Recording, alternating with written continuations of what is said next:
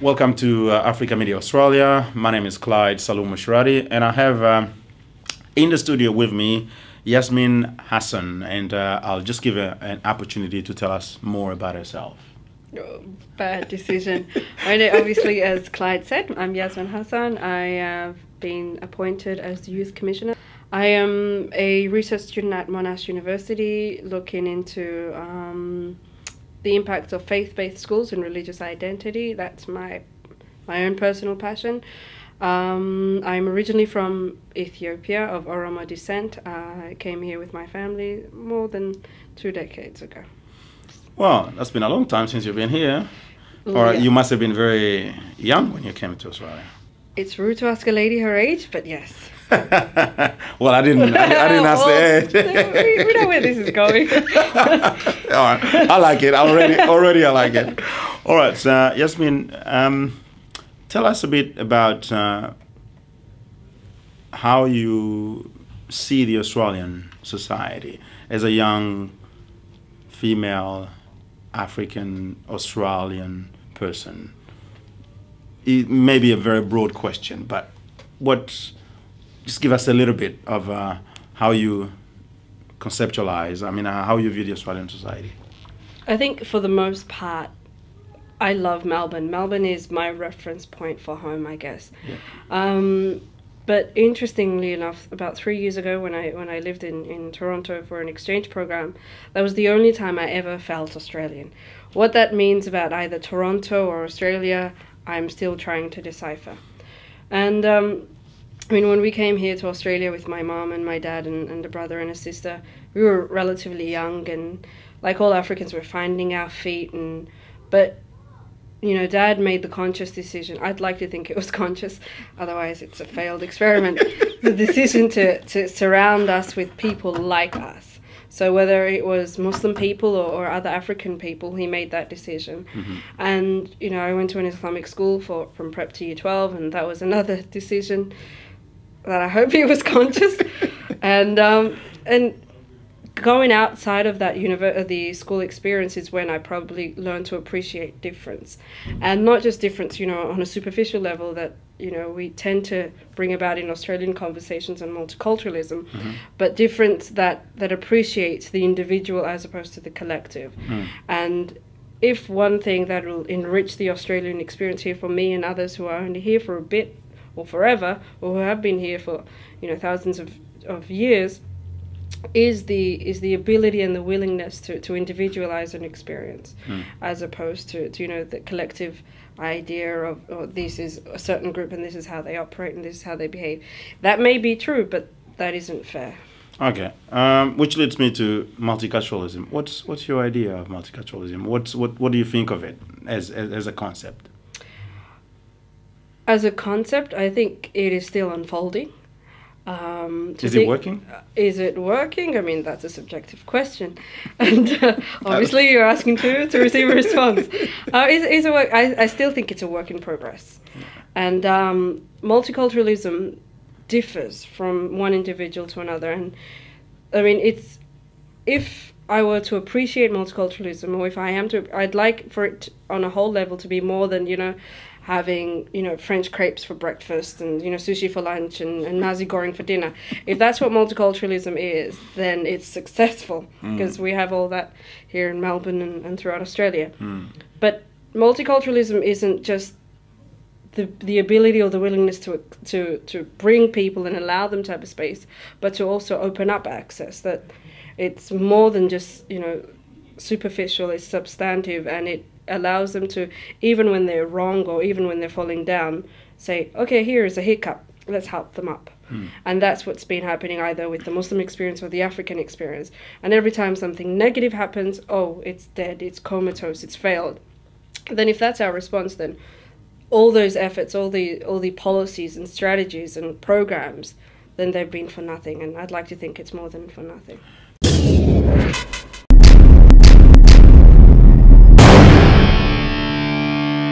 We have built AMA as a platform for everyone. We want you to run your own segment about your own area of interest on AMA. If you have a business, a talent, or an idea, AMA is ready to work with you. This year, let us make AMA the biggest and the most influential media platform for Africans and for friends of Africans. So if you can, invite us to your community events.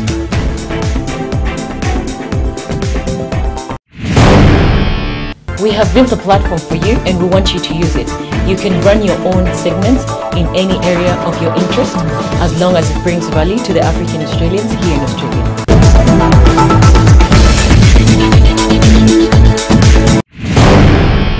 Do you have ideas and talents you want everyone to see? African Media Australia is here for you. We're happy to promote those videos of yours.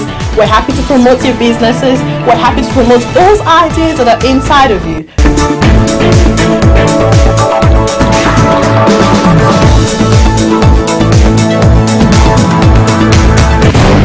AMA is for you. Please contact us, African Media Australia. AMA is here for you and we're here to stay.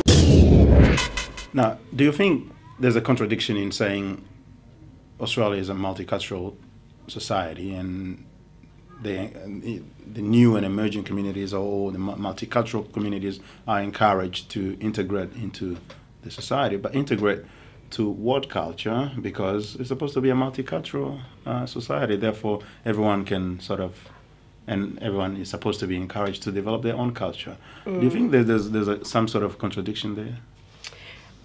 There is no contradiction if we were to look at Australia as a multicultural society as a statement, because technically we have a numerous number of countries who call Australia home, people from those countries who call Australia home, from different religions who call Australia home. I mean, if statistically it's true, but in terms of real experience and lived experience, it should be more than, okay, you're from this part of Africa and you're from this part of Europe. It should be equal access, equal opportunity, and equal enjoyment of spaces. All right. Well, we could go into a very technical, even very academic type of discussion about multiculturalism, but let's get back down to some. What's wrong with academic? It's where I'm from. To some, men in the street type of conversation. Yeah. What are some of the issues that you think African youth, specifically female youth, are facing? Yeah, when we constantly refer to African youth, it's always within the context of African men, and at points we neglect African women, and as a woman of color and as a religious woman of color, I think our needs are different. Women, no matter how cliched this statement is, women just operate differently to men, and it's better. You can keep that line in. Sorry. Certainly will. Oh, don't do that. All right. And with the African women, we have challenges within patriarchy, so it's double exclusion, and that's another academic term I'd like to introduce into the conversation. A double exclusion. We're excluded from the mainstream culture, and however we choose to define it, because we're black, and that's our first primary reference point. And then within our own communities, it's because we're female. So that's another thing that African women have to deal with. So the challenges of access to sustainable employment, just like our men. Employment once we're married, assuming we want to be married, and that's obviously not for the men. Education pathways, family support networks that support whatever ambition we choose to follow.